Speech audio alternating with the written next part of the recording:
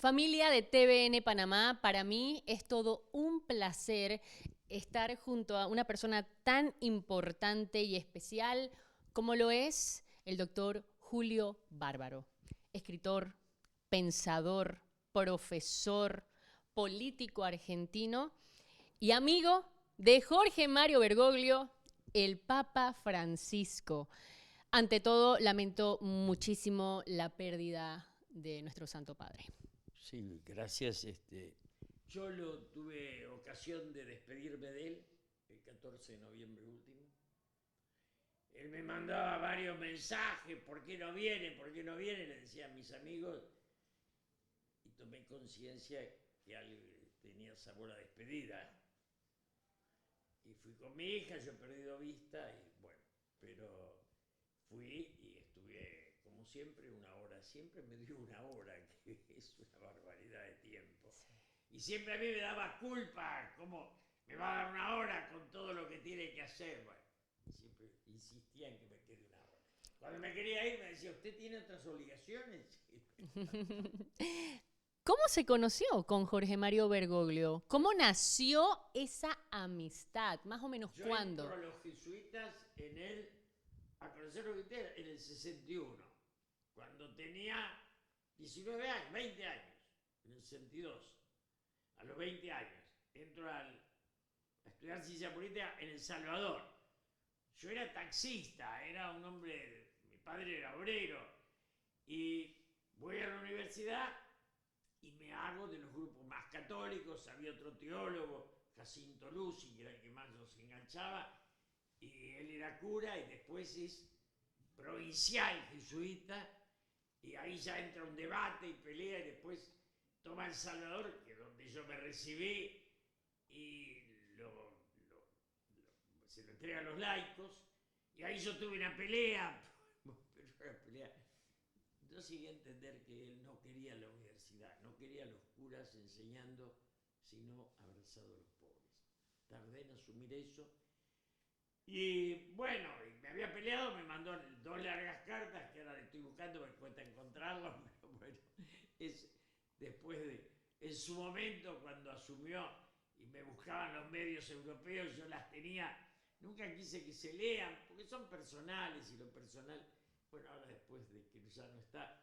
Y lo conocí de sacerdote, después de provincial jesuita, después de cardenal primado. Cuando era cardenal, como yo casualmente era un gran amigo de Néstor Kirchner, gran amigo personal, yo no quería ser ministro, nunca quise.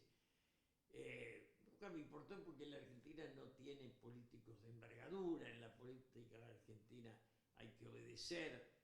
Yo no nací para obedecer, entonces no nací ni para ser embajador donde todos me querían mandar. Yo creo que me han ofrecido todas las embajadas. No hubo gobierno que no me ofrezca una embajada. Que es la forma que te sacan de encima, te pagan bien y haces silencio, porque el embajador no puede. Y bueno, lo fui a ver a Néstor varias veces y Néstor nunca aceptó. Y bueno, finalmente le dije, Néstor, vos no querés ver a nadie que no puedas dominar, y era así. Tampoco Macri, que Macri era amigo de él acá, y cuando Macri está en su primer año, lo convence Durán Barba, que para mí es un personaje, aunque tenga muchos doctorados, que no entiende nada de la vida, de que tenía que olvidarse de su amistad con el Papa. Y entonces se empieza a jugar como ateo. Cosa ridícula, porque la Argentina tiene una decadencia en la política, absoluta. No tenemos gente que tiene un pensamiento, una pasión. La política es un arte. Y como arte, o sos apasionado o es un hobby. El arte no da para hobby. Y entonces, bueno, Macri se convenció de eso y bueno, tuvo esa mala relación. Y nosotros, la primera vez que lo vi, le dije, si usted hubiera nacido en Brasil, nadie hubiera hablado mal de usted. Porque Brasil es una patria y cualquier patria se hubiera sentido orgullosa de tener un papa. Me dijo, en Chile tampoco, en Uruguay tampoco. Digo, acá lo que tenemos es una sociedad enferma, fracturada, llena de odio. Y aparecen los enanos de jardín que tenemos a una hora en el duelo. Ayer me peleé con un canal, fui a muchos. El lunes tuve 14 entrevistas, que es mucho, entre radio y televisión.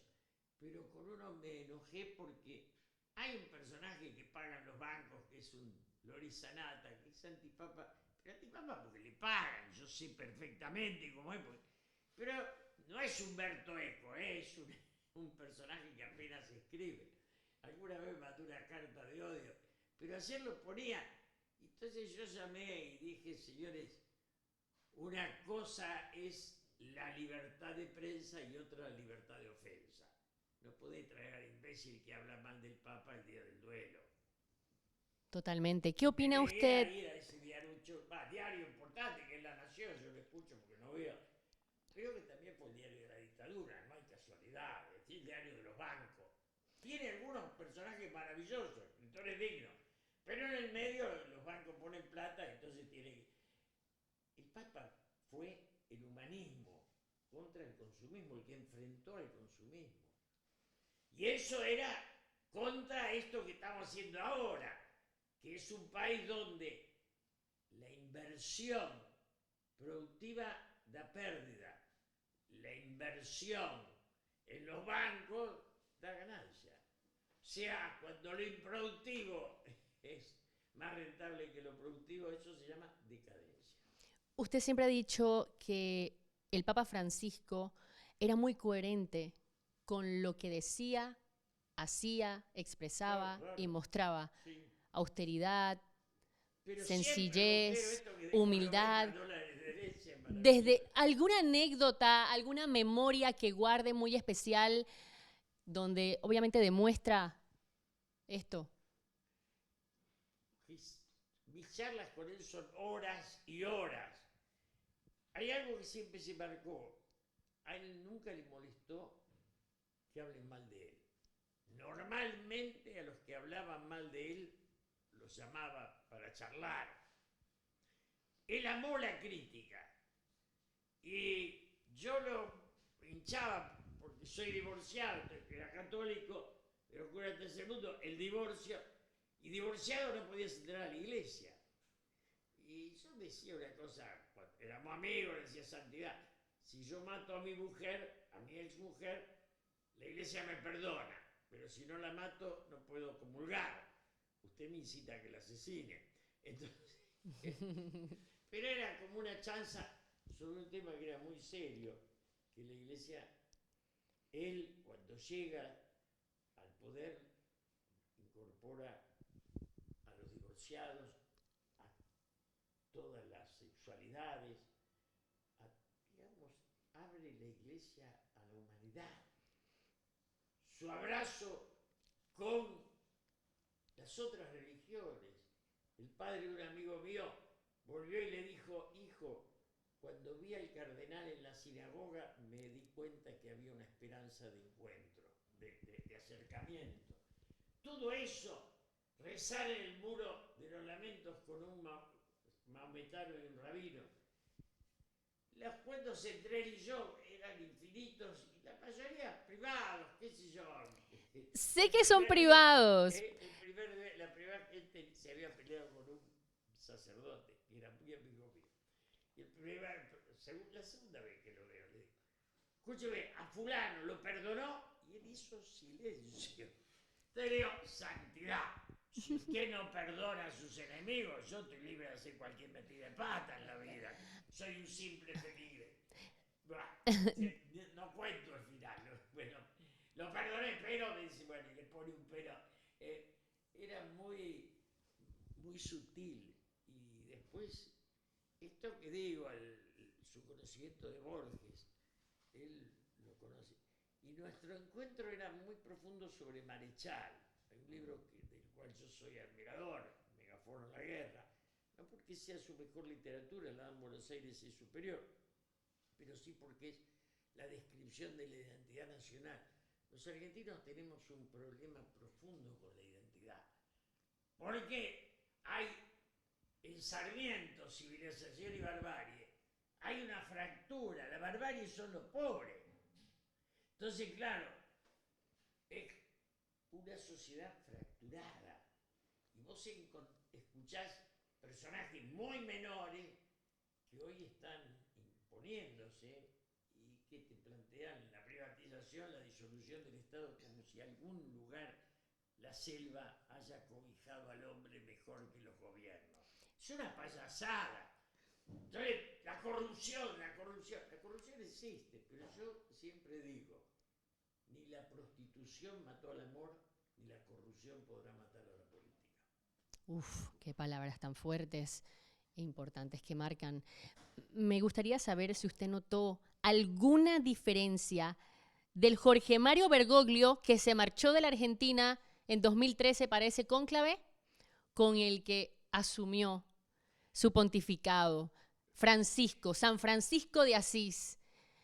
Preservar la naturaleza, el medio ambiente, los animales y sobre todo el estar allí con los más vulnerables, con los pobres y vivir en austeridad.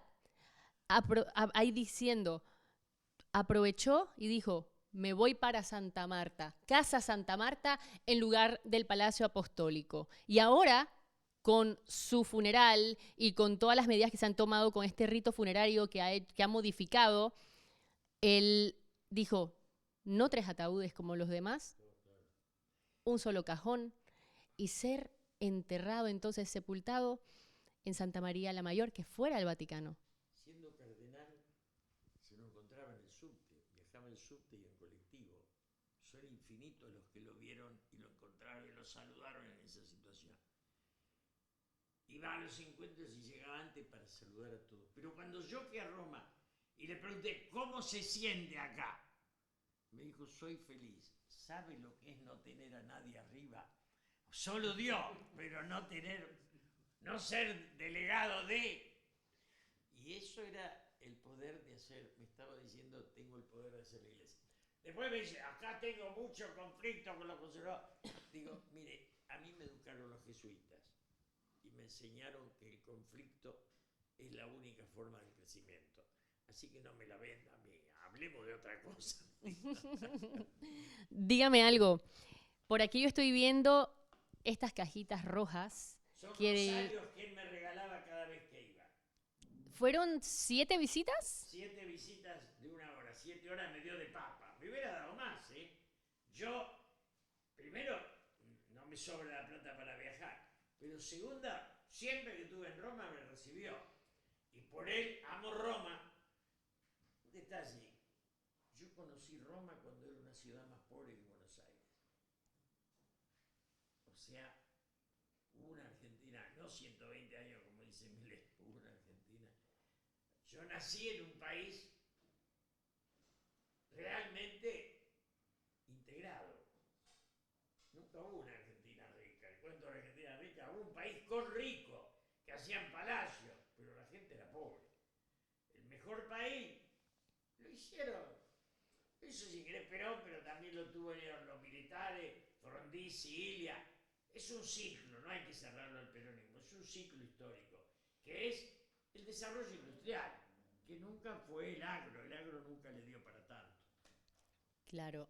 Esta medalla que está acá, ¿qué significa? Significa, yo te digo, me la regaló él y creo que nunca la miré porque me regalaron, me dio tantas cosas que debe ser una medalla de pertenencia a la iglesia o amistad con él, una medalla que él hizo forjar para, pero nunca miré bien. Hablemos de las cartas. Bien sabemos que Francisco, o mejor dicho, Jorge Mario Bergoglio, cuando le dieron el puesto de obispo, le regalaron un celular, llamó a su hermana y ya más nunca utilizó. No ve televisión, no veía televisión, muy hincha del San Lorenzo de Almagro. ¿Usted también? Sí. ¿Fueron a algún partido juntos? No. Te digo una cosa linda que me habla bien de mí. La anteúltima vez que lo vi, me dijo, algunos domingos, porque yo escribo los domingos, pido que me lean sus notas. Ay. O sea, me hizo un halago, maravilloso. Claro. Yo escribía para ver si él me leía. Qué hermosura. No, y al fin y al cabo, eso es lo que quiero saber yo. Un hombre que no usaba tecnología per se, él, pero sí escribía esas cartas, solicitaba que le tomaran foto o que las escanearan, no sé, para entonces hacérselas llegar. ¿Qué representa para usted una carta o simplemente una nota o mensaje escrito a puño y letra? Una emoción. Ahí tengo una donde había alguien a quien nadie lograba que él reciba. Me lo pidió a mí, se lo pedí y me dijo, si usted hace la gestión, yo lo voy a recibir. Después paré porque me sentí que el personaje no era merecedor de tanto. Pero un detalle, la primera visita, yo voy a Roma todo nervioso y pido un taxi del hotel. Lloviznaba. Y el taxista me dice, ¿podemos entrar al Vaticano? Sí, sí, podemos. Yo mostraba el pasaporte y pasaba, porque daban la orden de Santa Marta. Terminamos la hora de charla y le digo, ¿y ahora cómo vuelvo? Ah, pido un taxi. Le dice al secretario que pido un taxi. Lo de él era la soledad. Estaba él en Santa Marta con un señor. Y los dos guardias suizos en la puerta. Y no llegaba el taxi, porque no había taxi por el día de lluvia en Roma. Y él daba vuelta y estaba en la puerta y yo me ponía nervioso, porque digo, esto no termina más. Y le digo, Santidad, vaya adentro y yo pido solo. Me dice, no, yo no me voy a sentir tranquilo si usted no se va, me dice. Y en un momento, que vio que no había posibilidad de otra cosa, hizo una seña y vino su coche personal, que era lo que él no me quería mostrar, que tenía un coche personal, que era humilde. Me subo adelante con el chofer y cuando hice una cuadra le digo, usted es el chofer del Papa, y el tipo no me decía nada, el señor no me decía nada, pero el Papa, claro, sería toda la humildad, pero había un coche que lo llevaba. Claro, pero él comía y en Santa Marta tranquilito, tenía su rutina bien establecida de dormirse muy Pero tenía una temprano, capacidad. levantarse muy Un día me dice, de usted madrugada. imagina lo que es para mí escribir todo lo que publico solo, porque yo escribo solo, las encíclicas. Era de una capacidad de trabajo infinita. Un hombre brillante, muy inteligente, muy culto, muy preparado, pero sobre todo de mucha fe. Hay un libro que sale ahora de poesía, de las poesías, pero de una fe absoluta. Él tenía la fe en Dios, esa fe que te conmueve, ¿no? Porque yo le decía, yo tengo la fe con un ingrediente de duda, que a veces es mayor, a veces menor, pero No, me quedo pensando justamente porque él lograba tener esa comunicación asertiva, esa virtud, ese don de poder expresarse, cautivar, persuadir y llegar, no, claro, siendo o no fueras católico y Xavier llegaba Cercas, el sin escritor importar español, credos. es ateo y al que él llamó y lo criticaba y lo llamó. Digamos, hoy la televisión mostraba un travesti español que escribió que no podía estar, lo llamó y lo tuvo. Digamos, él llamaba a todos los que lo cuestionaban. Era un enamorado de los que pensaban distinto. Que eso es grandeza. Es decir, la pequeñez es rodearse de obsecuentes. Y en la Argentina todos los últimos presidentes fueron muy pequeños. Y bueno, justamente me gustaría preguntarle cómo ve todo el movimiento. Ya sabemos que el sábado va a ser el funeral allá en Roma. Ya casualmente, jueves 24 de abril, se va la delegación argentina con el presidente.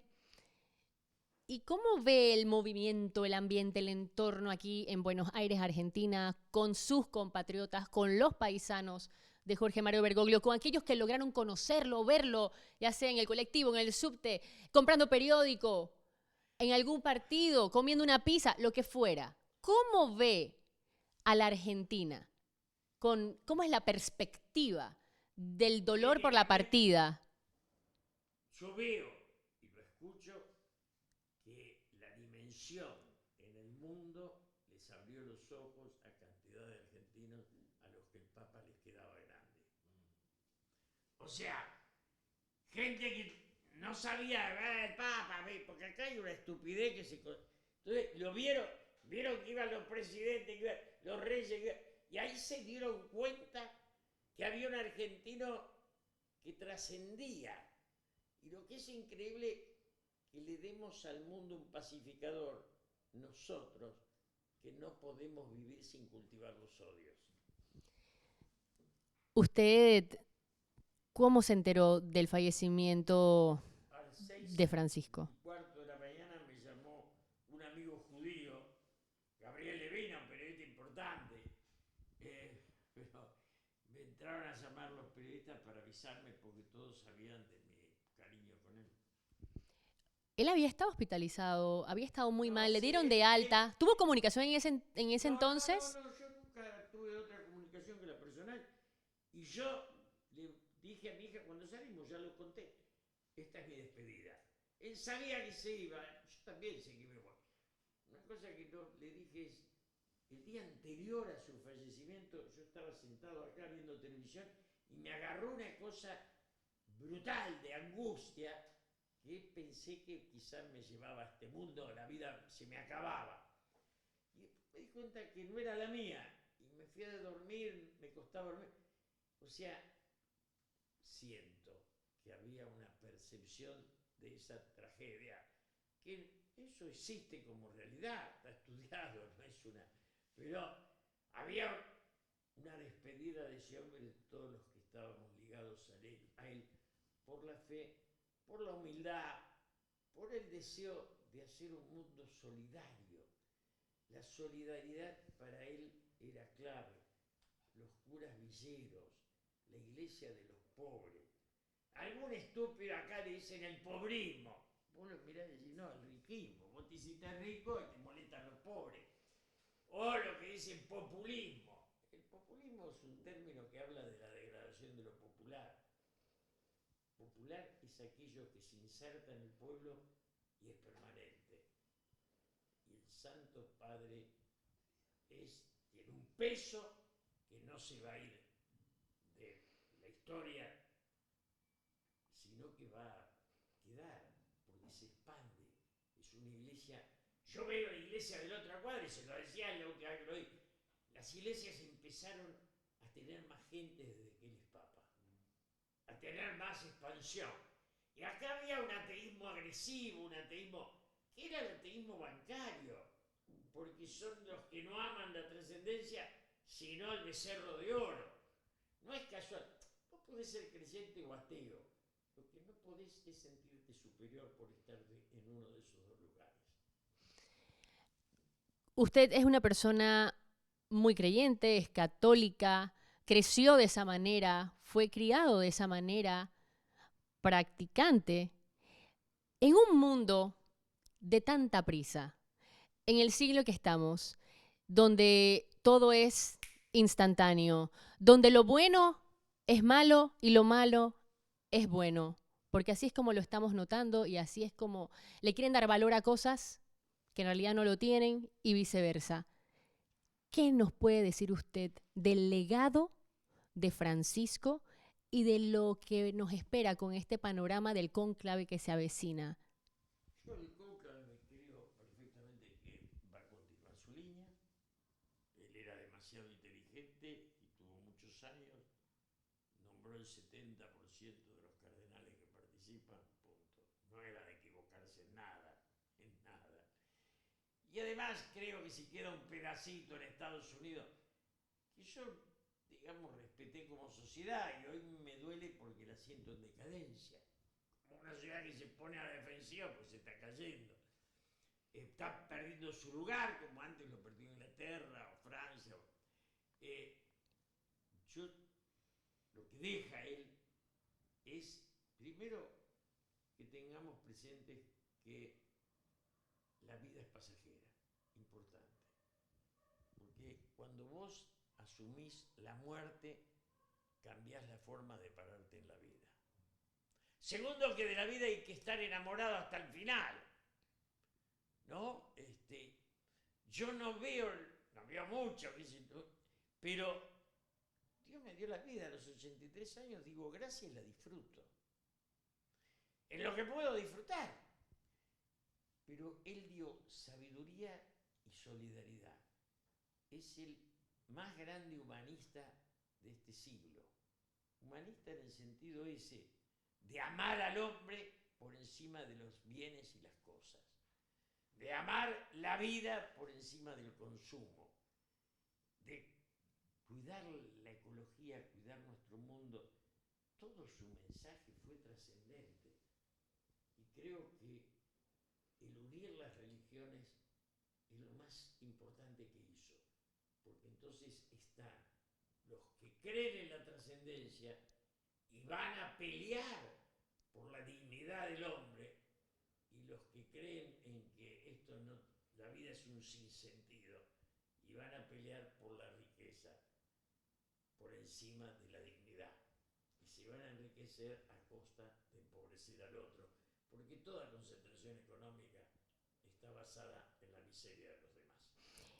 Y para culminar, ¿cómo ha sobrellevado el duelo? Sabemos que hay escasos días. ¿Cómo lo ha pues exteriorizado? Las emociones a veces uno no las puede gestionar. Sabemos el gran vínculo y conexión que tenía con él. Mire cómo lo presintió un día antes, ahora que me estaba contando. Sí, y aparte de eso, Francisco trabajó hasta el último momento, o mejor dicho, se entregó hasta el último instante. Así es, exactamente. Esa despedida que nos mostró a todo el mundo desde la plaza de San Pedro, falleciendo, bueno, un lunes de Pascua, pero con esa satisfacción del deber cumplido, diría yo, y dejando su sufrimiento y su dolor por su misión, por lo que él quería. Es la despedida de la grandeza que sirve para desnudar la pequeñez. Creo que eso es lo trascendente. El hombre, frente a la muerte, él decía, en los hospitales es donde más se reza, y es cierto, ¿no? Como decíamos de chico, promesa de marinero, porque frente a la tormenta, el marinero le promete a Dios. Y eso es así. El hombre, el ser humano, con este materialismo, se desligó de sí mismo. Y él era un sabio enamorado del silencio y la soledad, pero también de transmitir su saber. Y yo en pequeño, te digo, una de las cosas que le contaba a él, si la vida me regaló algo, es que no hay día que no vengan algunos jóvenes a escucharme. Y que tengas un lugar donde dejar eso que uno piensa que es su legado, es lo mejor de la vida. Gracias por estas frases célebres que nos ha compartido el día de hoy. Profunda conversación junto a Julio Bárbaro. Gracias de verdad. Aprecio demasiado que nos haya permitido entrar en su hogar y sobre todo poder apreciar fotografías, recuerdos, las cartas, lo que está digitalizado, que definitivamente pues quedan en memorias para toda la eternidad. Muchísimas gracias de verdad por abrir las puertas a las cámaras panameñas de TVN Panamá, de verdad. Y bueno, nos vamos con ustedes a los estudios desde la ciudad de Buenos Aires, Argentina.